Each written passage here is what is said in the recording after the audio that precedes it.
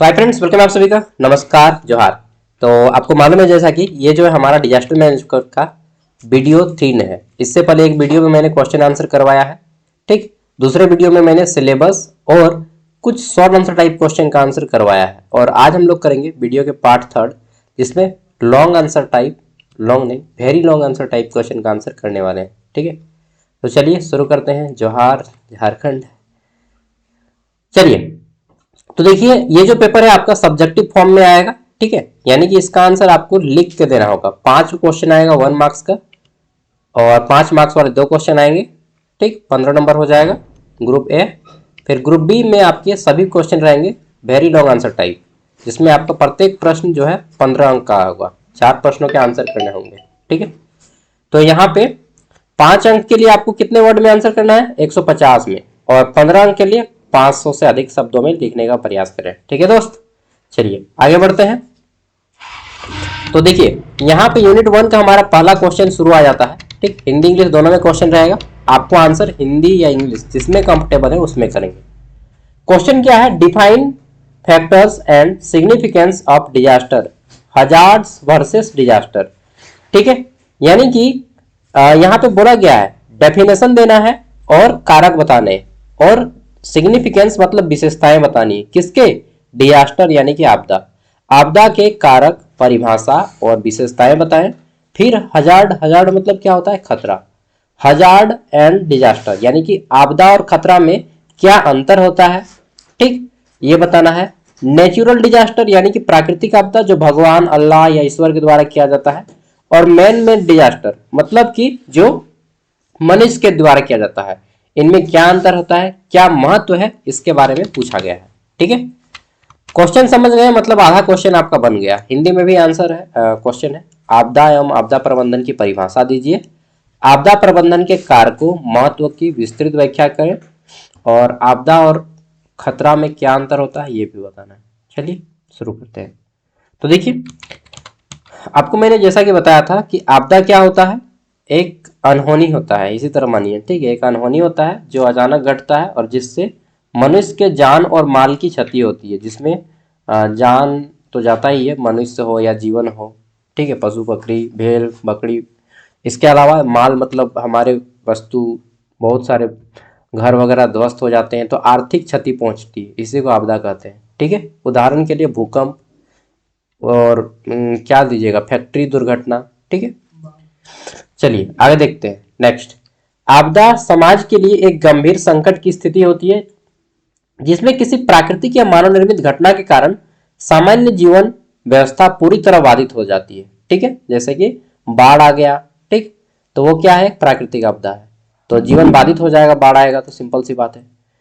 तो संयुक्त राष्ट्र आपदा जोखिम न्यूनीकरण कार्यालय, ये जैसे भारत में एनडीआरएफ है, आपको मैंने बताया था NDRF, national disaster response force, ठीक है। तो ये जो है एनडीआरएफ, उसी तरह से पूरे विश्व में आपदा से बचाने के लिए, मान लीजिए पूरे विश्व के जलवायु संकट है, तो उससे बचने के लिए कोई एक देश तो नहीं आगे आएगा, सब देश को मिलना पड़ेगा।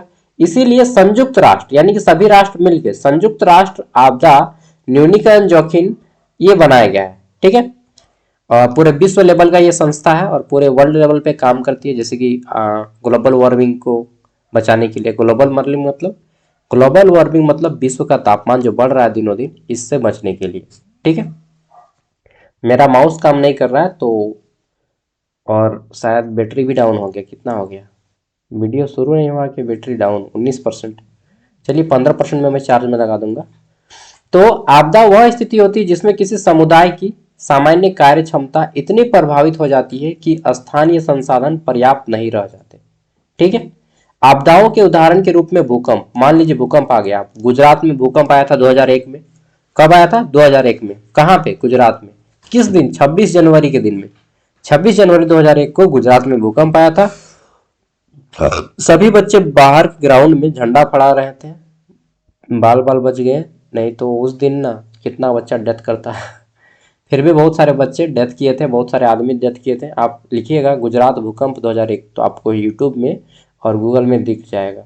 वो वीडियो भी रिकॉर्ड है जहाँ पे वोमिट हो, भूकंप, रोड हो, गाड़ी चलते चलते अचानक गाड़ी वाला सब गिर गया था, ठीक है। बाढ़, सूखा, चक्रवात, फैक्ट्री में जितने औद्योगिक दुर्घटनाएं होती हैं और महामारी, ये सब शामिल है किसमें, आपदा में। ठीक है।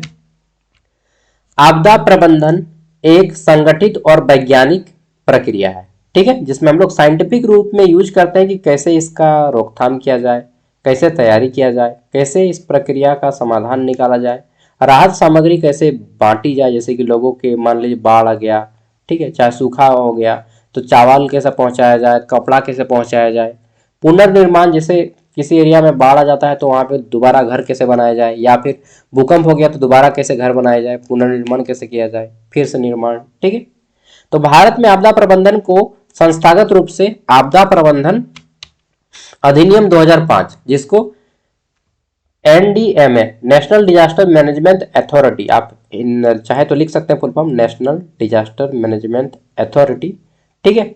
एसडीएमए स्टेट, जैसे नेशनल आ गया उसी तरह से प्रत्येक स्टेट में भी स्टेट डिजास्टर मैनेजमेंट अथॉरिटी रहता है, और डीडीएमए मतलब डिस्ट्रिक्ट लेवल पे भी रहता है। डिस्ट्रिक्ट, इसका मैं फुल फॉर्म भूल रहा हूँ, ठीक है, मैनेजमेंट अथॉरिटी, डिस्ट्रिक्ट डेवलपमेंट करके कुछ होता है, मैनेजमेंट अथॉरिटी, ठीक है, नहीं sorry, district disaster management authority. ठीक है। तो एक राष्ट्र लेवल पे काम करता है आपदा का यूनिट, एक स्टेट लेवल पे काम करता है, और एक राज्य जिला लेवल पे काम करता है, ताकि मान लीजिए अब किसी एक जिला में हो गया तो तुरंत उतना दिल्ली से फोर्स थोड़ी ना आएगा, तो आपको अपने जिला पे ही करना पड़ेगा, और इसका सारा कार्यभार कहाँ पे जाता है, डीसी के ऊपर जाता है, यानी कि डीसी मतलब डिस्ट्रिक्ट लेवल पे। ठीक है। तो ये कब बना, एनडीआरएफ या ये सारे अधिनियम जितना भी आपदा से संबंधित है सब 2005 को बनता है। ठीक है। आपदा प्रबंधन के कई महत्वपूर्ण कारक होते हैं। पहला कारक है खतरा। खतरा यानी कि संभावित खतरा, भविष्य में भूकंप होगा, भविष्य में बाढ़ आएगा, भविष्य में कुछ भी हो सकता है, कौन जानता है। ठीक है। तो खतरा उसी को कहते हैं जो भविष्य में होने वाली आपदाएं हैं उसको खतरा कहते हैं। ठीक है। जैसे कहा जाता है कि 2026 में तो दुनिया ही खत्म है, बहुत सारा यूट्यूब में वायरल हुआ कि 2026 में तो दुनिया खत्म है। ठीक है। तो ये एक प्रकार का खतरा है। ग्लोबल वार्मिंग, आने वाले समय में कौन जानता है कि पृथ्वी का तापमान कितना होगा, कब मरेंगे हम लोग, कहाँ पे मरेंगे, ठीक है, कोई नहीं जानता है। तो ये सब क्या है, खतरा है। खतरा मतलब इन फ्यूचर होने वाला जितना भी खतरा है उसी को खतरा बोलेंगे। ठीक है। इन फ्यूचर होने वाले आपदाओं को खतरा बोलते हैं, भविष्य में होने वाली आपदाओं को खतरा बोलते हैं। जैसे भूकंप संभावित क्षेत्र, बाढ़ संभावित क्षेत्र। दूसरा कारक है संवेदनशीलता। ठीक है, इंग्लिश में बोलते हैं वल्नरेबिलिटी। ये क्या होता है, जिसमें जनसंख्या घनत्व, गरीबी और कमजोर आवास, अशिक्षा शामिल है, और ऐसा कहाँ देखने को मिलता है, हमारे झारखंड में और बिहार में विशेष रूप से। ठीक है। तीसरा कारक है आपदा का कैपेसिटी, यानी कि अर्थात आपदा से निपटने की प्रशासनिक और सामाजिक क्षमता, जब खतरा अधिक और संवेदनशीलता अधिक और क्षमता कम होती है। जैसे मैं एक एग्जांपल दे रहा हूं मैन मेड डिजास्टर का, जैसे बाइक है, सॉरी एक ऑटो है, ऑटो में आदमी के बैठने की जगह है 8, ठीक है, वो कितना आदमी बैठा रहा है, 13, 14, 15 आदमी को ठूस लिया है, आगे पीछे एकदम लदक के जा रहा है। तो ये एक जस्ट इसका एक अच्छा एग्जाम्पल है कि क्षमता से अधिक, ठीक है, आपदा का निमंत्रण है। तो दुर्घटना हो गया, मानव निर्मित आपदा है, एक्सीडेंट। ठीक है। तो ये क्या है, क्षमता अर्थात आपदा निपटने की प्रशासनिक सामाजिक दक्षता, जब खतरा अधिक, संवेदनशीलता अधिक और क्षमता कम होती है तब आपदा प्रभावित क्षेत्र अत्यंत विनाशकारी होती है। तो ये तो मैंने एक आपको ये दिया छोटा सा एग्जांपल। आप इसे बड़े लेवल पे भी सोच सकते हैं कि एक बड़ा सा तालाब है, ठीक है, लेकिन पानी जो है उसका दुगना वहां पे बढ़ रहा है, तो क्षमता से अधिक पानी बढ़ गया, अब क्या होगा, बांध फूट जाएगा और फिर बाढ़ आ जाएगा। तो क्षमता से अधिक किसी भी चीज को दीजिएगा ना तो वो सह नहीं पाएगा, चाहे आदमी हो चाहे कोई भी चीज हो। ठीक है। तो फिर वहां पे डिजास्टर, भूकंप या जो भी आपदा घटित होगा ही। आपको अभी हम ओवरलोड दे देंगे ना तो आप भी फेल कर जाइए एग्जाम में, तो आपके साथ भी आपदा घटित हो जाएगा। नेक्स्ट, आपदा प्रबंधन का महत्व आधुनिक समय में अत्यधिक बढ़ गया है। आंकड़ों के अनुसार विश्व में आपदा से होने वाली लगभग 90% मौतें विकासशील देशों में होती है। देश 3 प्रकार का रहता है, एक डेवलप्ड कंट्री यानी कि जो विकास वहां पे हो चुका है पूरा कंप्लीट, मतलब लगभग 95% कैंडिडेट वहां पे अमीर है, गरीबी रेखा से ऊपर है। ठीक है। तो डेवलप्ड कंट्री होता है जैसे अमेरिका हो गया, जापान हो गया, रूस हो गया, चाइना हो गया। ठीक है। ये सब डेवलप्ड कंट्री है, मतलब वहां पे और विकास की आवश्यकता नहीं है। और एक होता है डेवलपिंग कंट्री, जैसे भारत, यहाँ पे अभी विकास चल ही रहा है, ठीक है, विकास का दौर अभी चल रहा है। तो डेवलप्ड कंट्री यानी कि विकासशील देश, हमारा भारत भी एक डेवलप कंट्री हो गया, भारत हो गया, ठीक है, ब्राजील हो गया, और किसका किसका नाम दीजिएगा, जितना भी भारत के पड़ोसी देश है चाइना को छोड़ के, सब डेवलप कंट्री है, सॉरी डेवलपिंग कंट्री है। और एक होता है गरीब देश। गरीब कौन होता है? गरीब, जैसे कि नाइजीरिया का नाम सुने होंगे आप, पाकिस्तान, ये सब गरीब देश है, ठीक है। तो गरीब देश जहाँ की आर्थिक स्थिति बहुत खराब है, एक मिनट थोड़ा सा डिस्टरबेंस होगा, चलिए आगे बढ़ते हैं। तो अधिकतर कहाँ पे डिजास्टर होता है? विकासशील देशों में। विकासशील देशों में ही मैक्सिमम लोग मिडिल क्लास फैमिली होता है। भारत में हर वर्ष प्राकृतिक आपदा से लगभग 2 से 3% जीडीपी का नुकसान होता है, ठीक है, प्राकृतिक आपदा से। आपदा प्रबंधन मानव जीवन की सुरक्षा करता है, आर्थिक क्षति को कम करता है, यानी कि हमें जो भी इकोनॉमिक रूप से खर्च होता है ज़्यादा, घर धंस गया, चाहे ठेर मार दिया पशु को, ठीक है, ठेर मतलब समझते हैं ना, थंडरिंग, जब बिजली कड़कता है आसमान से तो बहुत सारे पशु मर जाते हैं, आपने देखा होगा, आदमी मर जाता है, चाहे हाथी आ गया और हाथी में घर में घुस के तोड़फोड़ करके, झारखंड में अक्सर होता है कि हाथी घुस के मार दिया आदमी को। तो ये सब मैन मेड डिजास्टर है, ठीक है, छोटा छोटा डिजास्टर है, और कुछ कुछ नेचुरल डिजास्टर भी आता है। तो इन सब से 2 से 3% जीडीपी भारत का नुकसान पड़ता है। ये सब डेटा आप लिख दीजिएगा तो आपका क्वेश्चन लगेगा कि हाँ भाई आदमी पढ़ के लिखा है, ठीक है। आपदा प्रबंधन मानव जीवन की सुरक्षा करता है और आर्थिक क्षति को कम करता है, और क्या करता है? समाज में जागरूकता उत्पन्न करता है। इसके अतिरिक्त आपदा प्रबंधन सतत विकास यानी कि सस्टेनेबल डेवलपमेंट की नींव रखता है, क्योंकि बिना आपदा सुरक्षित योजना के विकास संभव नहीं है। सस्टेनेबल डेवलपमेंट मतलब आपको मालूम होगा ऐसा विकास जिससे हमारा भी कल्याण हो और हमारे आने वाले भविष्य के जो भी बच्चे होंगे, मतलब जनरेशन, नेक्स्ट जनरेशन, हमारे आने वाले बच्चा या नाती नूती जो भी होंगे, ठीक है, तो उनके लिए भी कोई नुकसान ना हो, इस तरह से संसाधन का उपयोग करना, इसी को सतत विकास कहते हैं, ठीक है।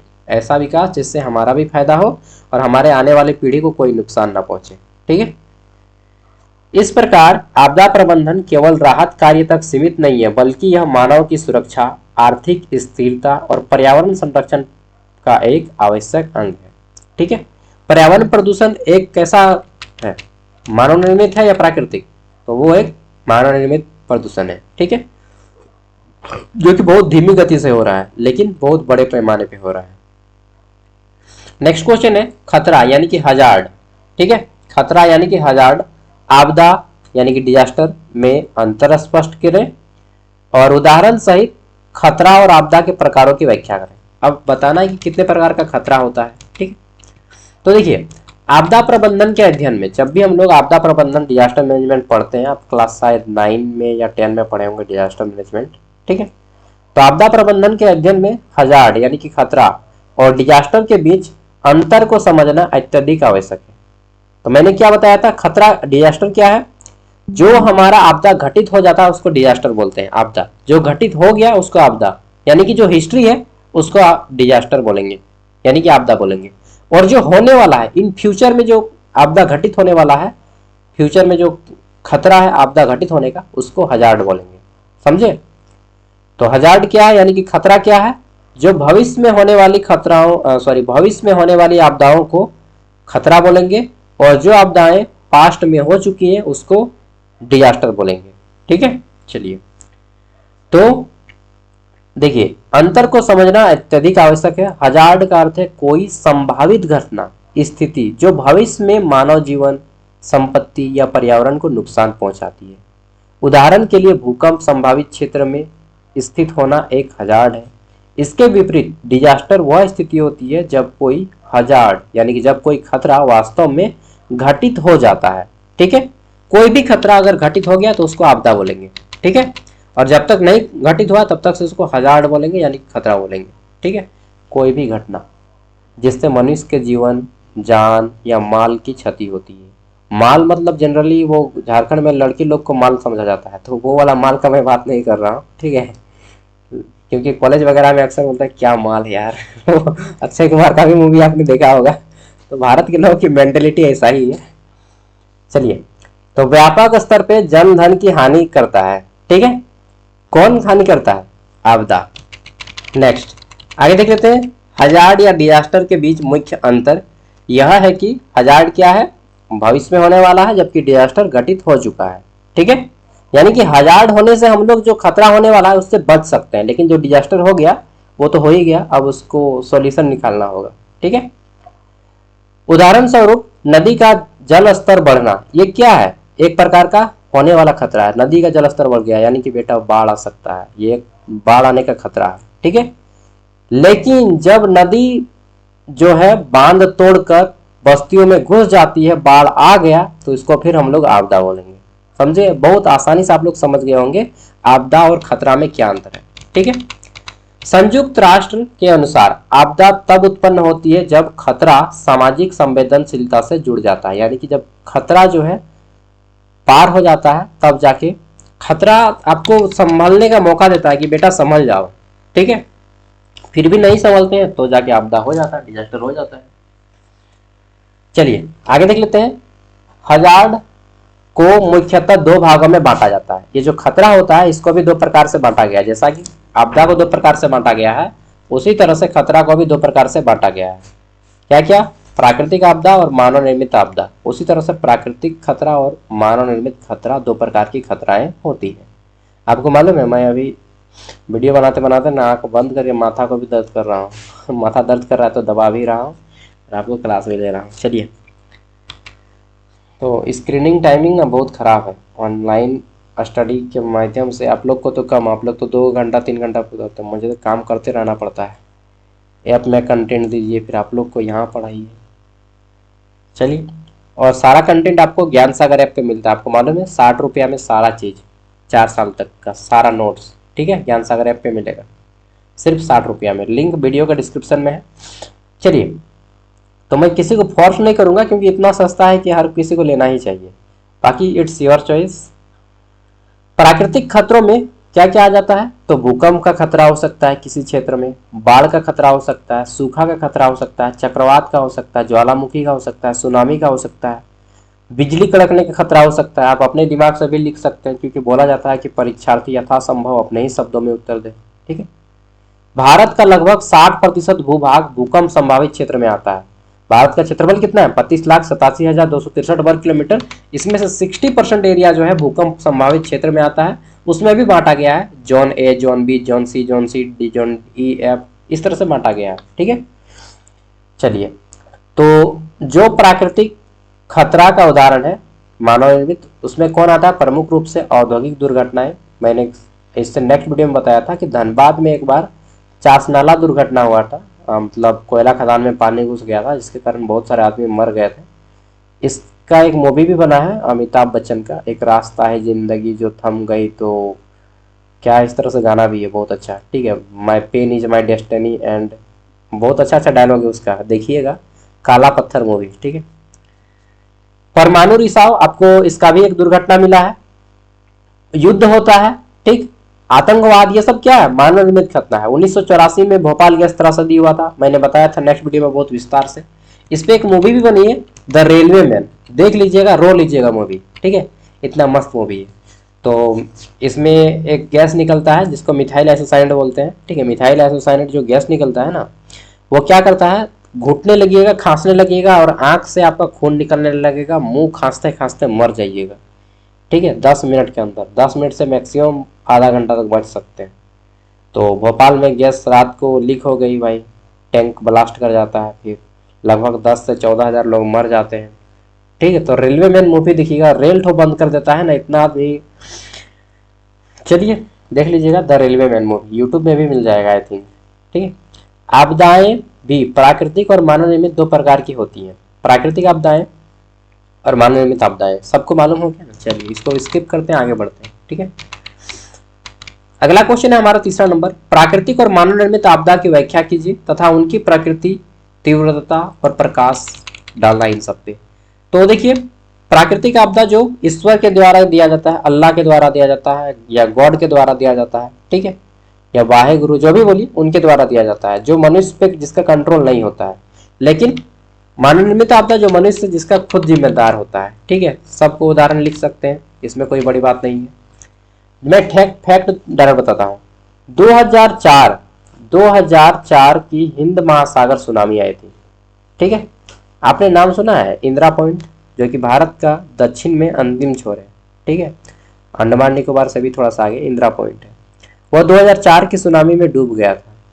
और इंग्लिश का क्लास 6 की इंग्लिश नहीं, क्लास 6 या 7 क्लास के इंग्लिश किताब में इसके बारे में जिक्र है। द सुनामी नाम से एक चैप्टर है क्लास 6 या 7 क्लास का इंग्लिश में, मुझे अब भी याद है, गवर्नमेंट स्कूल में जब पढ़ते थे तो द सुनामी नाम से एक है, ठीक है। उसमें बताया गया है कि जब हिंद महासागर में सुनामी आई तो कई देशों के लाखों लोग प्रभावित हुए, मोरासिस का लाखों लोग प्रभावित हुए थे, ठीक है। और हमारा भारत का इंदिरा पॉइंट डूब गया 2004 की सुनामी में, ठीक है। अब पढ़िएगा थोड़ा और डिटेल में, ये सब इंटरेस्टिंग पॉइंट है। यही सब तो यूट्यूब में देखना चाहिए, ना कि शॉर्ट्स वीडियो देखते हैं ना, कमर हिलेला हो कमर हिलेला यही सब देखते थे, क्या टाइम पास करते हैं। तो ये सब देखा कीजिए यार, चेरनोबिल दुर्घटना देखिए, भोपाल गैस त्रासदी देखिए, जिससे कुछ नॉलेज भी मिलेगा आपको, ठीक है, और अंदर से फीलिंग भी जगेगा कि हाँ यार, जागरूकता वाली फीलिंग, ठीक है, ऐसा ऐसा होता है।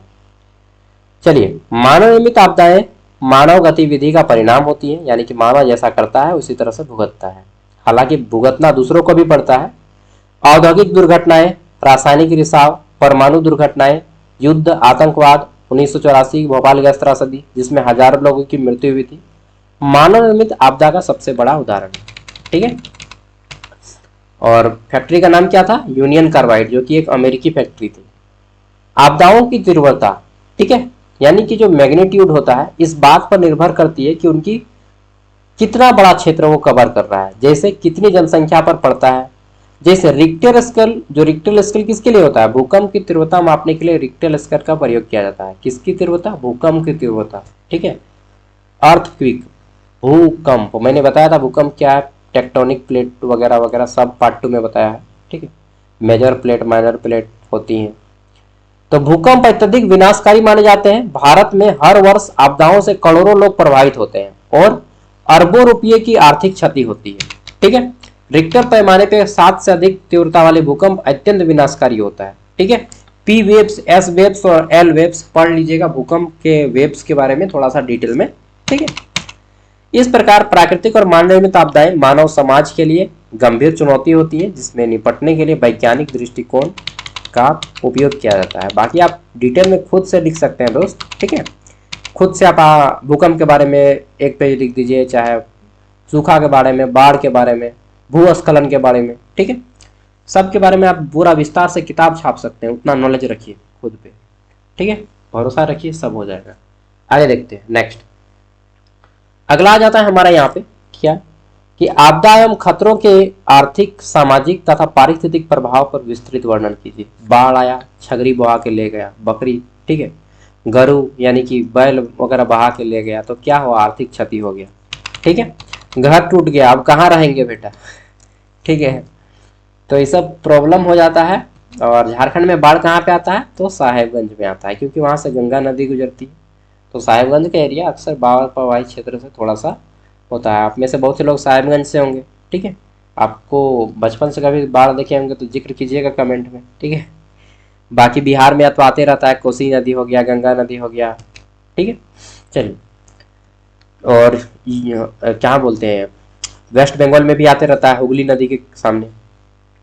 अब देख लेते हैं, आपदा और खतरों का प्रभाव केवल तात्कालिक नहीं होता है, बल्कि यह दीर्घकालिक होता है, बहुआयामी होता है। यानी कि आर्थिक दृष्टि से आपदाएं जो है क्या होती है? राष्ट्र की अर्थव्यवस्था को गंभीर रूप से क्षति पहुंचाती है। विश्व बैंक के अनुसार भारत को हर वर्ष आपदाओं से 2 से 3% जीडीपी का नुकसान होता है। इस पॉइंट को आप नोट डाउन कर लीजिएगा, लिख दीजिएगा, नहीं भी कहीं पे लिखने का है फिर भी लिख दीजिएगा, नंबर बन जाएगा, और हाईलाइट करके अंडरलाइन कर दीजिएगा, ठीक है। यही सब आपको नंबर बनाते हैं। विश्व बैंक झूठों का लिख दीजिएगा। विश्व बैंक के एक शोध के अनुसार यह बताया गया कि भारत की जीडीपी 2 से 3% बढ़ गई, मतलब नुकसान पहुंचता है, ठीक है। थोड़ा सा अपने से एक्सप्लेनेशन करना सीखिए। जो आप भांजते हैं ना लोग दोस्तों के सामने, वो दोस्तों के सामने मत भांजिए, किताब में यहाँ पे थोड़ा सा भांजिए, ठीक है। किताब में फेंकना सीखिए, दोस्तों के सामने फेंकिए मत, दोस्त लोग पकड़ लेगा, इसको बीच में फेंकना है, ठीक है। मानव जीवन पर आपदाओं का प्रभाव अत्यंत गंभीर होता है। प्रतिवर्ष विश्व में लगभग लाखों लोगों की आपदा से मृत्यु होती है और विस्थापित हो जाते हैं। विस्थापित मतलब एक स्थान को छोड़ के दूसरे स्थान पे चले जाते हैं। जैसे किसी स्थान पे ज्वालामुखी आ गया तो सब आदमी घर दूर छोड़ के भाग जाएगा, किसी दूसरे स्थान पे बसेगा। पशुधन की हानि होती है, जैसे कि गरु, छगरी, मुर्गी, पोंट्रू, ठीक है, चंगा वगैरह जितना भी है, मुर्गा मुर्गी, सब बह के चला जाता है, कहाँ गया मालूम नहीं। फिर सोचिए अरे भाई पहले खा लेते तो अच्छा रहता है, ठीक है। हालांकि आप में से बहुत से लोग नॉनवेज होंगे, सॉरी वेजिटेरियन होंगे जो नॉनवेज नहीं खाते होंगे। नेक्स्ट, पारिस्थितिकी तंत्र पर भी आपदाओं का गहरा प्रभाव पड़ता है। और जब भी आपदा आती है, जैसे चक्रवात कहीं पे आ गया तो पूरा बारिश होता है, ठीक है, आदमी घर का घर ही रहता है, ना स्कूल जा पाता है, ना कहीं ऑफिस वगैरह जा पाता है। इसके अलावा क्या होता है, जैसे बाढ़ आ गया तो बाढ़ आने के बाद क्या होता है, बहुत सारा बीमारी उस एरिया में फैल जाता है, जैसे कि टाइफाइड हो गया, हैजा हो गया, ठीक है। जिस किसी एरिया में अगर ज्वालामुखी विस्फोट होता है तो वहाँ का मौसम थोड़ा गंदा हो जाता है, क्योंकि वहाँ से जो गैस निकलती है बहुत हानिकारक गैस होती है, ठीक है। तो इन सब से नष्ट होता है, जनजीवन को प्रभावित होती है, इस तरह से लिख दीजिएगा। चलिए आगे देख लेते हैं, मैं थोड़ा समझा देता हूँ, बस आप लोग सब कर लीजिएगा, बहुत आसान टॉपिक है ये। मानव गतिविधियों से उत्पन्न पर्यावरण प्रभावों का अध्ययन कीजिए। मानव की किन किन गतिविधियों से क्या क्या पर्यावरण प्रदूषण होता है, इन सबको बताना है। यह स्पष्ट कीजिए कि ये प्रभाव आपदा जोखिम को कैसे बढ़ाते हैं, ठीक है। आपदा के जोखिम को कैसे किस तरह से प्रभावित करते हैं, यह भी आपको बताना है। मानव और पर्यावरण के बीच गहरा संबंध है। मालूम है क्यों गहरा संबंध है भाई? हमारे और पर्यावरण के बीच में गहरा संबंध क्यों है? क्योंकि हम जो छोड़ते हैं जो गैस, ठीक है, यानी कि कार्बन डाइऑक्साइड, वो उन लोगों का जरूरत की चीज़ है, वो उन लोग ग्रहण करता है, पेड़ पौधे। और वो जो छोड़ते हैं, यानी कि वो जो ऑक्सीजन छोड़ते हैं, वो हम लोग की जरूरत की चीज़ है। यानी कि हम रहेंगे तो वो भी रहेंगे, हम नहीं रहेंगे तो फिर वो भी नहीं रहेंगे। ठीक है, यानी कि दोनों पूरक हैं एक दूसरे के। ओके, अच्छा हम नहीं भी रहेंगे ना, फिर भी उन लोग रह सकता है, क्योंकि विश्व में मनुष्य नहीं रहेगा तो और भी जीव तो रह सकता है ना, मतलब बहुत सारे जानवर रह सकते हैं, तो उनसे उन लोग ऑक्सीजन ले लेगा, ठीक है। जंगल में बहुत सारा जीव रहता है तो उन लोग ऑक्सीजन छोड़ता है। तो बात इतना है कि पेड़ पौधा हमारे लिए ही इम्पोर्टेंट है, हम पेड़ पौधे के लिए उतना इम्पोर्टेंट नहीं है। उन लोग काम चला सकते हैं, ठीक है, हम लोगों के बिना भी। चलिए, तो यहाँ पे मानव पर्यावरण के बीच गहरा संबंध है, पारस्परिक संबंध है। और प्राकृतिक पर्यावरण मानव जीवन का आधार है, लेकिन आधुनिक विकास की प्रक्रिया में मानव प्रकृति का अत्यधिक अनियंत्रित दोहन कर रहा है, मतलब कि अनकंट्रोल्ड यूज कर रहा है। जैसे गवर्नमेंट बना रही है अभी भारतमाला प्रोजेक्ट। भारतमाला प्रोजेक्ट क्या है? पूरे भारत को क्या करना है? भारतमाला प्रोजेक्ट है। देखिए, प्रोजेक्ट तीन प्रकार का है सेंट्रल गवर्नमेंट का। एक है भारतमाला, ठीक है, एक है पर्वतमाला, एक है आपका सागरमाला, ठीक है। सागरमाला में जल के माध्यम से ट्रांसपोर्ट का काम करती है। भारतमाला में पूरे भारत में सड़क बनाकर ट्रांसपोर्ट का काम करती है। जंगल काटो पूरा का पूरा, ठीक है, उससे सड़क पार करो, खेत काटो, जो भी है सब काट के सड़क बनाओ। तो ये एक तरह से विकास तो है, लेकिन एक साइड से विनाश भी हो रहा है हमारा, ठीक है। तो भारतमाला प्रोजेक्ट हो, चाहे सागरमाला प्रोजेक्ट हो, चाहे हवाई माला प्रोजेक्ट हो, जो भी है, हवाई माला का मुझे मालूम नहीं क्या नाम है उसका, नहीं है, एरोप्लेन के सब कोई प्रोजेक्ट नहीं। हाँ, उसका याद आ रहा है, और क्या जो था जिससे भारत में हवाई यात्रा के लिए उड़े देश का आम नागरिक, ठीक है। हाँ, इस तरह से कोई प्रोजेक्ट है, उड़े देश का आम नागरिक, इस तरह से कोई प्रोजेक्ट है सेंट्रल गवर्नमेंट का, जो मतलब एरोप्लेन में उड़ने के लिए सस्ता कर रहा है उसको, ठीक है। मेरा माथा दर्द करने लगा। चलिए, इसके परिणाम स्वरूप पर्यावरणीय असंतुलन उत्पन्न हुआ और जो आज आपदाओं के जोखिम का कारण बन गई है। बाकी जो फैक्ट फिगर है वो चिप देख लीजिए, ठीक है। आपदा जो भी होती है, कितने एरिया तक फैलती है, वो ज़्यादा मायने रखता है कि कितना नुकसान पहुंचाएगा, ठीक है। संयुक्त राष्ट्र FAO मतलब फूड एंड एग्रीकल्चर ऑर्गेनाइजेशन, संयुक्त राष्ट्र फूड एंड एग्रीकल्चर ऑर्गेनाइजेशन, ठीक है। फूड मतलब कृषि, एग्रीकल्चर मतलब फूड मतलब खाद्य, कृषि संगठन, खाद्य एवं कृषि संगठन, फूड एंड एग्रीकल्चर ऑर्गेनाइजेशन के अनुसार पिछले एक शताब्दी मतलब एक होता है दशक, दशक मतलब 10 साल, शताब्दी मतलब 100 साल, ठीक है, एक सेंचुरी।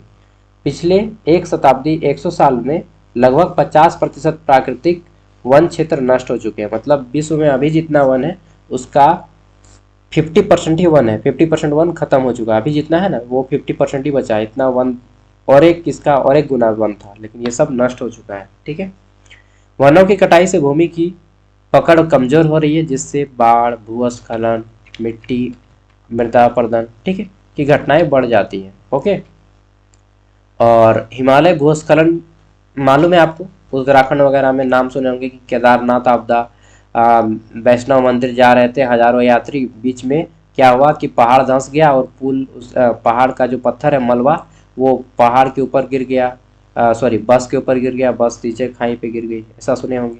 चाहे रास्ता जाम हो गया। ठीक है, तो अक्सर आपका ये सब जितना है उत्तराखंड का एरिया हो गया, हिमाचल प्रदेश का एरिया हो गया, ठीक है, इन सब में अक्सर क्या होता है, अक्सर भूस्खलन होता है, लैंडस्लाइड होता है, जमीन का खिसक जाता है। ठीक है, भारत में चेन्नई 2015 और मुंबई 2005 को बाढ़, ठीक है, देखिए भारत में चेन्नई में 2015 में और मुंबई 2005 की बाढ़ आई थी और मानव निर्मित पर्यावरण बदलाव का प्रत्यक्ष उदाहरण था। ये बाढ़ जो आया, मानते हैं कि प्राकृतिक आपदा है, लेकिन बाढ़ किसके कारण आया, मनुष्यों के कारण। क्यों, क्योंकि इन्होंने जो है डैम बना दिया भाई, नदी का रास्ता रोक के डैम बनाया, वहां पे बड़ा बड़ा डैम। अब डैम पानी हो गया, फुल हो गया तो फूटेगा ही, फूट गया तो अब बोलिएगा कि नहीं भगवान ने किया है, भगवान ने तो किया है, लेकिन इसका जिम्मेदार कौन है, आदमी है। ठीक है, चलिए, अब जैसे पानी हुआ, पूरा बरसात हो गया और बरसात के कारण पूरा नाली जाम हो गया, अब घरों में पानी घुस गया, तो बोलिएगा कि नहीं ये तो ऊपर वाले के दिन है, ऊपर वाले के दिन नहीं है यार, नगर निगम वाले कचरा साफ नहीं किए, इस कारण ऐसा हो रहा है। ठीक है, इसी तरह से एक रिपोर्ट है आईपीसीसी, ये क्या है आईपीसीसी, इंटरनेशनल पॉल्यूशन कंट्रोल, ठीक है, रिपोर्ट के अनुसार वैश्विक तापमान में वृद्धि के कारण चक्रवात, हीट वेव, सूखा इत्यादि चीजें होती हैं। मेरा माथा बहुत जोर से दर्द कर रहा है। ठीक है, तो मैं इसको आगे कंटिन्यू शायद नहीं करूँगा, क्वेश्चन दिखा देता हूँ। और जो लोग पास नहीं खरीदें खरीद लीजिए, सस्ता है। सेमेस्टर 2 में अभी सेमेस्टर 3 का भी मिलेगा नोट्स, 4 का भी, 5 का भी, 6 का भी, 7 का भी, 8 का भी, सिर्फ 60 रुपये में 4 साल तक यूज करते रहो। ठीक है, क्वेश्चन आता है हमारा यहाँ पे, कौन सा है, यूनिट 2, प्राकृतिक खतरे के रूप में भूकंप का वर्णन कीजिए, इसके कारण और प्रभाव बताना है और भारत में भूकंप का इतिहास बताना है कि भाई भूकंप भारत में कब से है। ठीक है, माथा दर्द कर रहा है यार, यही तो है प्रॉब्लम। देख ले रहे, एक सप्ताह चश्मा पहन के आराम हो जाएगा, रिलैक्स, चश्मा ले लिए हालांकि। ठीक है, भूकंप पृथ्वी पर घटित होने वाली सबसे विनाशकारी घटनाओं में से एक है, आपको मालूम है, और यह पृथ्वी की आंतरिक संरचना, ठीक है, जहाँ पे टेक्टोनिक प्लेटें रहती हैं, मेजर प्लेट और माइनर प्लेट, और जब पृथ्वी के अंदर टेक्टोनिक प्लेटें आपस में टकराती हैं तो पृथ्वी का ऊपरी सतह हिलता है, इसी को हम लोग क्या बोलते हैं, भूकंप। और यही भूकंप जब स्थल पे होता है तो भूकंप, और जब समुद्र में होता है तो इसी को सुनामी बोलते हैं। ठीक है, यानी कि समुद्र के पानी का लहर बढ़ जाता है और आसपास का जितना भी तटवर्ती क्षेत्र है सब में पानी फैल जाता है। ठीक है, तो भूकंप जब जमीन में होगा तो भूकंप, जमीन में जब स्थल में जब जमीन टकराती है प्लेट तो उसको भूकंप बोलते हैं, जब समुद्र के अंदर प्लेटें टकराती है तो उसको सुनामी बोलते हैं। ठीक है, रिक्टर स्केल से भूकंप को मापा जाता है, जिसको भूकंप लेखी भी कहा जाता है हिंदी में। रिक्टर स्केल पर मापा जाता है, वैज्ञानिक के अनुसार 6 से अधिक अगर रिक्टर पैमाना बोलता है यानी कि बहुत गंभीर क्षति पहुंचेगी। ठीक है, एनडीएमए यानी कि नेशनल डिजास्टर मैनेजमेंट अथॉरिटी के अनुसार भारत का लगभग 60% क्षेत्र भूकंप प्रभावित में आता है। ठीक है, अब भारत में कब कब भूकंप आया बड़ा बड़ा बता दीजिए एक बार, ये सब जान लीजिए। 1905 में कांगड़ा भूकंप आया था। ठीक है, कब, 1905 में, सर्दी भी कर दिया है यार। ठीक है, तो 1905 में कांगड़ा भूकंप आया था। ठीक है, और ये जो 1905 का कांगड़ा भूकंप है, अब बोलिएगा ये कांगड़ा कहाँ पे पड़ता है, तो ये हिमाचल प्रदेश में पड़ता है। ठीक है, और इसमें बहुत सारे लोगों की मृत्यु हुई थी, बोले जाते हैं कि लगभग 20,000 से ज़्यादा लोग यहाँ पे मर गए थे, और तीव्रता 7 से प्लस था, 7.8 के आसपास रेटिंग था। ठीक है, तो ये सब आप नोट करके लिख सकते हैं। नेक्स्ट, 1934 में ये जो आपको मालूम है नेपाल और बिहार का जो बॉर्डर है सटा हुआ है, ठीक है। तो 1934 में नेपाल और बिहार भूकंप, इसमें भी ना बहुत ज्यादा खतरा होता है, एक बार देख लेते हैं, ठीक है। 1934 महाभूकंप, बिहार नेपाल अर्थक्वेक। वर्ष 1934 में बिहार नेपाल सीमा पर आया महाभूकंप हिमालय की थ्रस्ट फॉल्ट से निकला था। इस तबाही में 10,700 से 20,000 लोगों की मौत। तो आपको भी सर्च कर करके ना थोड़ा सा देख लेना है, ठीक है, क्योंकि ये जो डेटा है आपको इंफॉर्मेशन देता है। साथ में आप जब किसी दोस्तों के साथ बात करते हैं तो आपको जानकार आदमी घोषित किया जाता है। जैसे दोस्तों के पास बोलिएगा ना, अरे आपको नहीं मालूम है 1934 में आया था ना, इससे बड़ा भूकंप था, ठीक है, तो उसमें 10,500 लोग मर गया था। तब तक से को बोलेगा तुमको कुछ नहीं मालूम, 1905 में जो भूकंप आया था ना, कांगड़ा भूकंप हिमाचल प्रदेश का, उसमें 20,000 लोग मरा था, ठीक है। तो आप दोस्तों के सामने जब बात करते हैं ऐसा टॉपिक पे, तो आपको थोड़ा जानकार आदमी समझा जाता है, ठीक है। तो ये सब चीज़ याद कीजिए, ठीक है। चलिए, इसके अलावा 2001 का गुजरात भूकंप जो कहाँ पे आया था, भुज में, गुजरात का भुज, ठीक है, जिसमें लगभग 20,000 लोगों की मृत्यु हुई। बाकी आप लोग पढ़ लीजिएगा। चलिए, और भूकंप का मापन रिक्टर स्केल से किया जाता है, और वेव्स होता है, P waves, S waves, L waves, ये सब पढ़ लीजिएगा। अब आता है ज्वालामुखी, ठीक है। क्या है ज्वालामुखी? तो ज्वालामुखी गतिविधियों के एक प्राकृतिक खतरे के रूप में समझाइए। ज्वालामुखी क्या होता है? तो आपको मालूम है पृथ्वी के अंदर जो है ना गर्म लावा धधकते रहता है, और अचानक से कहीं पे ये मैग्मा यानी कि जो लावा है निकलने लगता है, ठीक है, निकल जाता है, उसी को भूकंप कहते हैं। पृथ्वी के अंदर की जो लावा होती है जिसको मैग्मा कहा जाता है, वो फट के बाहर निकलती है, जिसमें आग की तरह गर्म मैग्मा निकलता है, उसी को बाद में लावा बोलते हैं, ठीक है। और आसपास का एरिया पूरा गर्म हो जाता है, गैस फैल जाता है, गैस और राख बाहर निकलती है। यह घटना टेक्टोनिक प्लेटों की सीमाओं पर अधिक देखी जाती है, ठीक है। और जो भूकंप से जो लावा या मैग्मा निकलता है, धीरे धीरे वह क्या बन जाता है, पहाड़ का रूप ले लेती है। यानी कि वर्तमान में जो मैक्सिमम पर्वत है वो भूकंप का ही रूप है, ठीक है। आज से लाखों साल पहले, लाखों करोड़ों साल पहले वो भूकंप हो चुका है, सॉरी ज्वालामुखी हो चुका है, तब जाके आज वो आपको पहाड़ मिल रहा है, ठीक है। तो ज्वालामुखी मुख्य कारण क्या है? प्लेटों का आपस में टकराना या अलग होना। अलग होने से भी ये ज्वालामुखी होता है। एक प्लेट का दूसरी प्लेट के नीचे धंसना भी आपका ज्वालामुखी के कारण है। जब पृथ्वी के भीतर अत्यधिक ताप और दबाव के कारण मैग्मा ऊपर की ओर बढ़ता है तो कमजोर भूभाग से बाहर निकलता है। जब ज्वालामुखी विस्फोट होता है तो ज्वालामुखी को सक्रिय, सुप्त या, देखिए यहाँ पे ज्वालामुखी का टाइप्स बताया गया है। ज्वालामुखी को सक्रिय यानी कि एक्टिव वोल्केनो, सुप्त वोल्केनो और मृत श्रेणी में बांटा जाता है। अब बोलिएगा यार ये सक्रिय क्या है?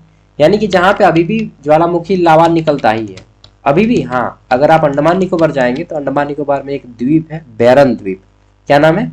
बैरन द्वीप। बैरन द्वीप में अभी भी आपको लावा देखने को मिलेगा, अभी भी ज्वालामुखी से आपका गैस निकलता है। आप यूट्यूब पे सर्च कीजिएगा बैरन द्वीप या बैरन द्वीप ज्वालामुखी, बैरन द्वीप वोल्केनो, तो आपको मिलेगा, ठीक है। यही सब सर्च करना है, दूसरा चीज सर्च नहीं कीजिएगा। आप लोग क्या क्या सर्च करते हैं रात को नहीं। चलिए, विश्व में लगभग 1500 सक्रिय ज्वालामुखी पाए जाते हैं। कितना? 1500 सक्रिय, यानी कि पूरे विश्व में 1500 से अधिक एक्टिव वोल्केनो। अरे भाई, देखने जाना होगा तब। प्रशांत महासागर का अग्निवलय, ठीक है, इंग्लिश में बोलते हैं रिंग ऑफ फायर, विश्व का सबसे सक्रिय ज्वालामुखी है। यही सब सर्च करना है, रिंग ऑफ फायर वोल्केनो, ठीक है, सर्च कीजिएगा, देख लीजिएगा। तो ये सब देखिएगा तो मजा भी लगेगा कि बाप रे दुनिया कितना बड़ा है यार, और हम लोग झारखंड के अंदर एक छोटा सा जिला में घुस के रह गए हैं। विश्व का सबसे सक्रिय ज्वालामुखी क्षेत्र है। ज्वालामुखी विस्फोट के प्रभाव अत्यधिक विनाशकारी होते हैं।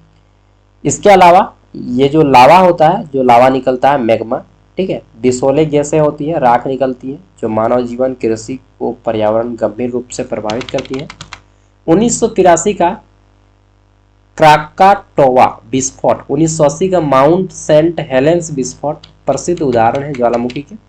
अभी मैंने बैरन द्वीप बताया था, देखिए भारत में अंडमान निकोबार द्वीप समूह का बैरन द्वीप भारत का एकमात्र सक्रिय ज्वालामुखी है। हालांकि ज्वालामुखी तत्काल विनाशकारी होते हैं, लेकिन दीर्घकाल में ज्वालामुखी राख मिट्टी को उपजाऊ बनाती है, ठीक है। तो कभी अगर पैसा हो उतना, बाप का पैसा है, बाप का पैसा से तो नहीं जा पाइएगा, खुद का जब कमाइएगा तो जाइएगा, मैं भी जाऊँगा, ठीक है। हनीमून मनाने जाएंगे। चलिए आगे देख लेते हैं। साइक्लोन एज नेचुरल डिजास्टर, यानी कि जो चक्रवात होता है ये एक प्राकृतिक आपदा है। इसका क्या प्रभाव पड़ता है? तो जब भी साइक्लोन आता है, कहाँ से आता है? हम लोग सुनते हैं अरे बंगाल की खाड़ी से ये चक्रवात आया है, हुदहुद, ठीक है, नाम था। तो ऐसा ऐसा नाम रखा जाता है चक्रवात सबका, क्या बताएं। मोचा है, वो चक्रवात का नाम था मोचा। झारखंड में मोचा मतलब होता है चेहरा, तो हुदहुद हो गया। ठीक है, मोचा हो गया, यही सब चक्रवात का नाम रहता है। ठीक है, और चक्रवात अक्सर कहाँ से उठती है? तो जहाँ पे ज़्यादा पानी रहता है, यानी कि समुद्र हो गया, खाड़ी हो गया, ठीक है, सागर हो गया। तो चक्रवात एक अत्यंत विनाशकारी और प्रलयकारी बोल सकते हैं, प्रलयकारी नहीं बोलेंगे, बहुत ज़्यादा डेंजर हो गया प्रलय वाला वर्ड। 2012 में बोला जाता है कि प्रलय आएगा, ठीक है, उस टाइम पे मैं 6 क्लास में था, तो मालूम नहीं यार, हम तो डर गए थे उस टाइम पे। सब आदमी मीट खा रहा था, खसी खा रहा था, प्रलय दुनिया उलट पुलट हो जाएगी, ठीक है, पूरा इस तरह से दिखाया जा रहा था। बेटा हमको कुछ समझ में नहीं आ रहा था उस टाइम पे। चलिए 2025-26 में तो दुनिया ही खत्म है। तो चक्रवात एक शक्तिशाली विनाशकारी आपदा होती है जो हवा के साथ पानी को बहा के ले जाती है, ठीक है, और यह उष्णकटिबंधीय महासागरों में उत्पन्न होती है। यह जलवायु अस्थिर परिणाम होती है और विशेष रूप से तटीय क्षेत्रों में भारी जनधन की हानि होती है। जैसे भारत जैसे देश में जहाँ समुद्री तट मानसून जलवायु पाई जाती है। आपको मालूम है भारत का 3 भाग, 4 भाग में 3 भाग पानी से ही घिरा हुआ है। सोच के देखिए, भारत का तीनों एरिया जो है पानी से घिरा हुआ है। एक एरिया हिमालय पर्वत से घिरा हुआ है, केवल कुछ ही एरिया है जो कि पाकिस्तान अफगानिस्तान के साथ बॉर्डर, और इधर आपका बांग्लादेश और म्यांमार के साथ बॉर्डर शेयर करता है, ठीक है। यानी कि हमारे पास समुद्र भी है, हमारे पास रेगिस्तान भी है, हमारे पास क्या बोलते हैं उसको, वो यार, ठीक है, जहाँ पे बर्फ, हाँ बर्फ भी है हमारे पास हिमालय में, ठीक है, हमारे पास नदी भी है। तो हर चीज का, हर मौसम का हम लोग भारत में ले सकते हैं मजा। बस पैसा होना चाहिए, पैसा कमाइए और मजा लीजिए, ठीक है। चलिए, तो रियल लाइफ का मजा लीजिएगा। अगर पैसा कमाना है तो मतलब पैसा कमाइएगा तो रियल लाइफ का मजा ले पाइएगा। हाँ, पैसा के साथ इन्फॉर्मेशन भी होना चाहिए, जानकारी होनी चाहिए, नहीं तो फिर कोई काम का नहीं। देखिए, तो समुद्री जो ये आता है सुनामी बोलता हूँ, चक्रवात 26 डिग्री या उससे अधिक होती है। क्या? तो स्पीड, वायुदाब, निम्न वायुदाब से उच्च वायुदाब की ओर ये पानी का फव्वारा मारता है, ठीक, जिससे कई दिनों तक मूसलाधार वर्षा होती है। और इसमें जो स्पीड होता है हवा का 200 से 250 किलोमीटर प्रति घंटा की मूसलाधार वर्षा होती है। यहाँ पे डेटा दिया गया है 1999 का ओडिशा सुपर साइक्लोन। कब आया था? 1999 में आया था उड़ीसा में सुपर साइक्लोन, जिसमें लगभग 10,000 लोगों की मृत्यु हुई। भारत के सबसे विनाशकारी चक्रवात में से एक था। और इसी प्रकार 2020 का अम्फान चक्रवात पश्चिम बंगाल और ओडिशा में भारी तबाही का कारण बना, जिसमें लगभग 1.5 करोड़, लगभग 1.3 करोड़ लोग प्रभावित हुए थे। मरे थे कितना, वो डेटा नहीं दिया गया है। हालांकि हाल में आईएमडी रेटिंग क्या होता है मालूम है? क्या बोलते हैं इसको, इंटरनेशनल नहीं, इंडियन मेरी टाइम क्या जो है, इसी तरह से, ठीक है, एक बार पढ़ लीजिएगा। तो आईएमडी और NDMA, national disaster management authority की पूर्व चेतावनी प्रणाली के कारण चक्रवात से होने वाली मृत्यु दर में उल्लेखनीय कमी आई है, लेकिन आर्थिक रूप से पर्यावरण क्षति आज भी क्या गंभीर समस्या बनी हुई है, ठीक है। तो यही है कि इससे बचा जाए। जब देखा जाए कि चक्रवात होने वाला है, पेपर में पढ़ें, क्या न्यूज़ में, ठीक है, मोबाइल में, जहाँ से भी इंफॉर्मेशन मिले तुरंत उस एरिया को यदि ज़्यादा विनाशकारी है तो छोड़ के निकल जाएं, या फिर कम विनाशकारी है तो फिर बचने का कोई उपाय निकाल लें, ठीक है, प्रिपेयर कर लें, मतलब अपने आप को तैयार कर लें उसके लिए। यही चीज़ सब लिखना है। अब आता है बाढ़। देखिए एक पहले आप भूकंप पढ़े, फिर ज्वालामुखी पढ़े, फिर आपने क्या पढ़ा, तो आपने साइक्लोन पढ़ा, चक्रवात, अब पढ़िएगा बाढ़, फिर सूखा, ठीक है। तो एक एक करके सब चीज़ आप पढ़ते जा रहे हैं, ठीक है। चलिए, तो ये सब पढ़ लीजिएगा।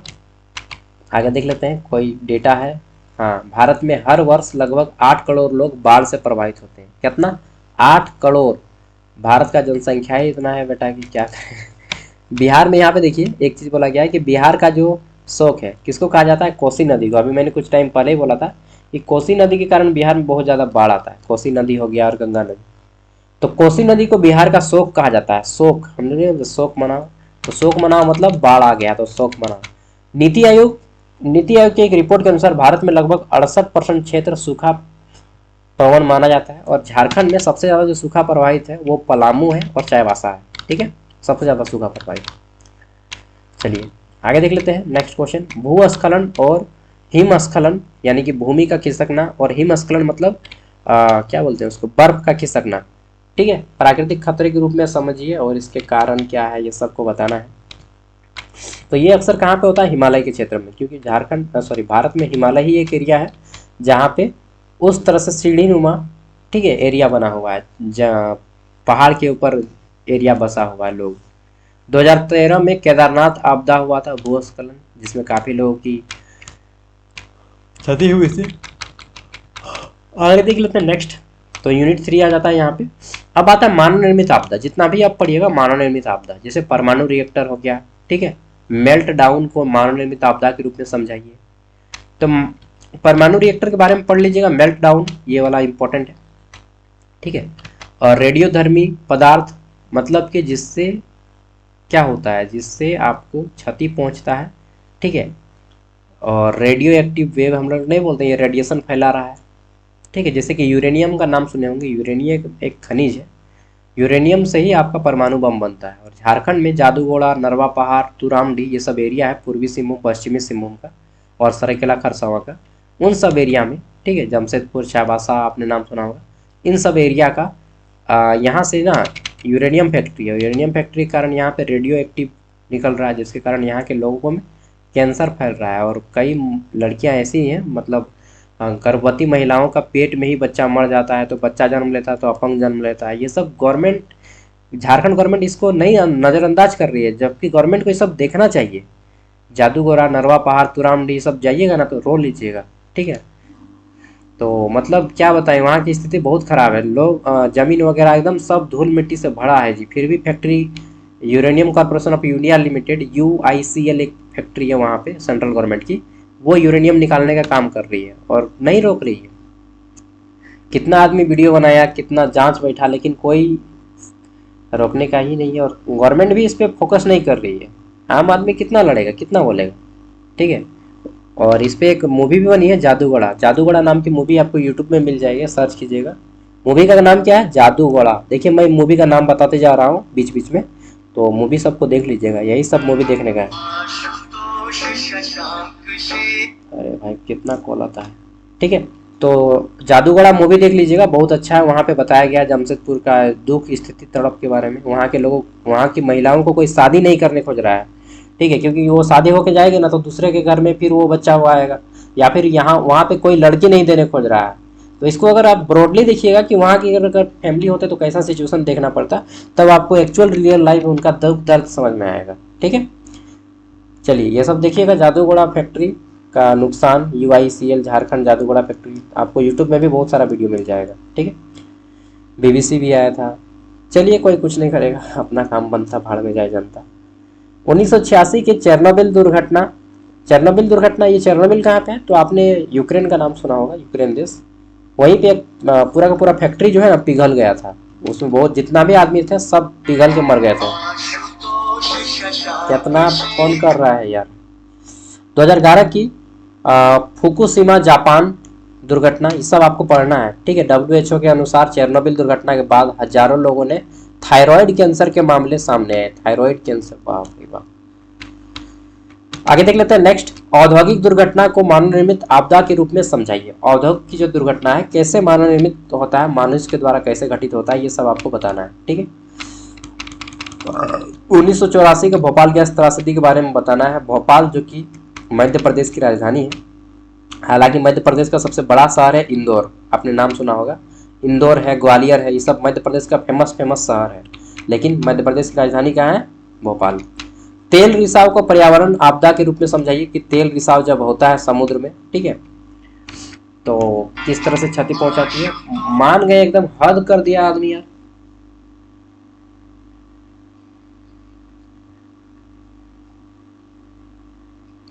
इसको एकदम पागले का हो गया है।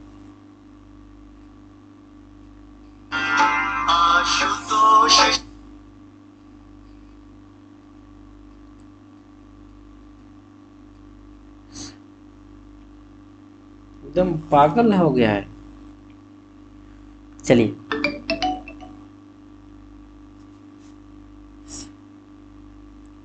इसको साइलेंट कर दे रहा फोन।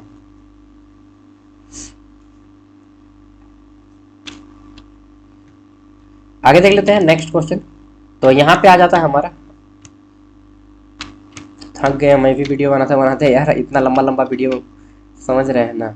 चलिए तो आगे देख लेते हैं। यूएनईपी के अनुसार, यूएनईपी क्या है? United Nation environment programme. Full form क्या है? United Nation environment programme. आप बोलिएगा भैया आपको इतना फुल फॉर्म याद कैसे रह जाता है मालूम नहीं यार, पढ़ते पढ़ते याद हो गया है, ठीक है। तो यूनाइटेड नेशन एनवायरनमेंट प्रोग्राम ये एक संगठन है पूरे विश्व का, और इसी के आधार पे शायद 5 जून 1976 के यह संगठन बना था। इसी कारण 5 जून को विश्व पर्यावरण दिवस मनाते हैं हम लोग, ठीक है। केन्या की राजधानी नैरोबी में शायद इसका हेडक्वार्टर है, ठीक है। तो इसी के आधार पे यह एक रिसर्च कर रहे हैं। रिसर्च में बोले कि एक बड़े तेल रिसाव का प्रभावी समुद्री पारिस्थितिकी तंत्र पर 20 से 30 वर्ष तक बना रहता है। मतलब वो जो खतरा है 20 से 30 साल तक समुद्र में बना रहता है। विश्व इतिहास में कई बार तेल रिसाव किए गए हैं। 1989 का एक्सॉन वाल्डेज तेल रिसाव, अलास्का 2010 का, ठीक है, डीप, ये सब पढ़ लीजिएगा, ओके। तो ये सब पढ़ लेना है। एंड फिर एक मिनट, जो भी प्रॉब्लम है आप टेक्स्ट कर दीजिए, हम आपको आंसर कर देंगे। देखिए आप लोग को भी कुछ भी प्रॉब्लम रहेगा तो व्हाट्सएप में आपको डायरेक्टली कॉल नहीं करना है, ठीक है। आपको क्या करना है? टेक्स्ट मैसेज करना है, ठीक है, जो भी है। चलिए, और आप लोग का एग्जाम होते जाएगा, आप लोग क्वेश्चन पेपर सेंड करते जाएंगे। आपको व्हाट्सएप नंबर तो ऐप पे मिल ही गया होगा, ठीक है। केवल उसमें आपका मैसेज लिया जाएगा, कॉल नहीं रिसीव कर पाएंगे सबका। आगे देख लेते हैं। महामारी एवं रोग प्रकोप को आपदा के रूप में समझाइए। इनके कारणों, प्रभावों तथा कोविड-19 से प्राप्त प्रमुख शिक्षाओं की विस्तृत व्याख्या कीजिए। कोविड-19 के बारे में भी आ गया। महामारी क्या होता है? जब कोई बीमारी बहुत तीव्र गति से किसी बड़े एरिया में फैल जाता है, ठीक है। तो आपको मालूम है पूरे विश्व में फैल गया था कोविड। तो इस तरह से आपको करना है। और यहाँ से हमारा अंतिम क्वेश्चन शुरू होता है, आई थिंक। युद्ध एवं संघर्ष को मानव निर्मित आपदा के रूप में समझाइए। समाज में अर्थव्यवस्था, ठीक, एवं पर्यावरण पर इसके क्या क्या प्रभाव होते हैं ये भी बताना है। अरे भाई थक गए हम बोलते बोलते। क्वेश्चन दिखा दे रहे हैं, नोट कर लीजिएगा। और जो लोग ऐप में ले लिए बहुत अच्छा है, थैंक यू जो ऐप लिए हैं, ठीक है। भारत में आपदा प्रबंधन क्षेत्रों एवं भूकंपीय क्षेत्र, बाढ़, सूखा, भूस्खलन के संदर्भ में विस्तृत वर्णन करें। तो मुझे लगता है ये अंतिम क्वेश्चन है आपका, और ये सब पढ़ लीजिएगा। देखिए इसको थोड़ा पढ़ लीजिए। देखिए क्या बोला गया है कि भूकंप जो है, भूकंप की दृष्टि से भारत में 4 भूकंपीय क्षेत्र बांटा गया है। जोन ए मतलब जोन 2, जोन 3, जोन 4 और जोन 5। जोन 1 नहीं है ना, बांटा गया। जोन 5 सबसे अधिक संवेदनशील होता है, मतलब कि सेंसिटिव होता है, सबसे ज़्यादा खतरा वाला होता है, जिसमें हिमालय क्षेत्र और उत्तर पूर्वी भारत आता है। अंडमान निकोबार द्वीप समूह, कच्छ का रण, ये सब जोन 5 में आता है। यानी कि इन सब एरिया में जाके कभी भी जमीन मत लेना ठीक है। एनडीएमए के अनुसार भारत का लगभग 60% एरिया भूकंप में आता है। बाकी आप खुद से थोड़ा सा डिटेल में स्टडी करके इस सब का आंसर कर सकते हैं, ठीक है। और एक क्वेश्चन है यार, भारत में या भारत के चक्रवात तट या आपदा प्रवण क्षेत्रों की सुनामी के विशेष संदर्भ में व्याख्या कीजिए। प्रीवियस ईयर क्वेश्चन पेपर का वीडियो आपने नहीं देखा है तो देख लीजिएगा, इस वीडियो के एंड स्क्रीन में दे दूंगा, ठीक है। थैंक यू दोस्तों, बाय, जोहार। अरे भाई और एक क्वेश्चन है, आपदा के बाद उत्पन्न होने वाले रोगों और क्या क्या, देखिए जैसे कि भूकंप आया या सुनामी आया तो कौन कौन सा रोग फैल जाएगा? तो हैजा फैल जाएगा, ठीक है, चिकनगुनिया फैल जाएगा, और क्या फैल जाएगा? टाइफाइड फैल जाएगा, ये सब बताना है, ठीक है। भारत की राष्ट्रीय आपदा, भारत में जो राष्ट्रीय आपदा प्रबंधन है जो 2005 में बनाई गई, इनकी क्या क्या विशेषताएं हैं ये बतानी है, ठीक है। नेशनल लेवल पे, स्टेट लेवल पे, डिस्ट्रिक्ट लेवल पे मैंने बताया तीनों को, ठीक है। चलिए वीडियो को रखते हैं, बाकी आप लोग को खुद पढ़ना है, मैं केवल एक सरसरी निगाह से आपको दिखा दिया। अब आपका काम है कि 3 घंटा अगर आप अच्छे से नोट्स को पढ़ेंगे ना, 3 से 4 घंटा लगेगा, पूरा नोट्स कंप्लीट कर दीजिएगा। उसके बाद 2 घंटा आप नोट्स बनाइएगा, 5 घंटा में, 6 घंटा में पूरा का पूरा पेपर खत्म हो जाएगा आपका। और ग्लोबल वार्मिंग के बारे में खुद से पढ़ लीजिएगा थोड़ा सा, ग्लोबल वार्मिंग, ठीक है। विश्व का तापमान जो बढ़ रहा है, इसके अलावा जो अल्ट्रा वायलेट रे निकल रहा है ना, पराबैंगनी विकिरण, वो सब भी पढ़ लीजिएगा, क्या पता आप पूछ ले। ठीक है, थैंक यू दोस्तों, बाय बाय, जोहार Jharkhand, all the best for your examination. इसके बाद MTC पेपर आएगा, वो भी सब्जेक्टिव रहेगा, केवल सेक पेपर और ऐसी पेपर ऑब्जेक्टिव आएगा। ओके, सारा कंटेंट ऐप पे अपलोड हो चुका है। ओके दोस्तों, जोहार, बाय।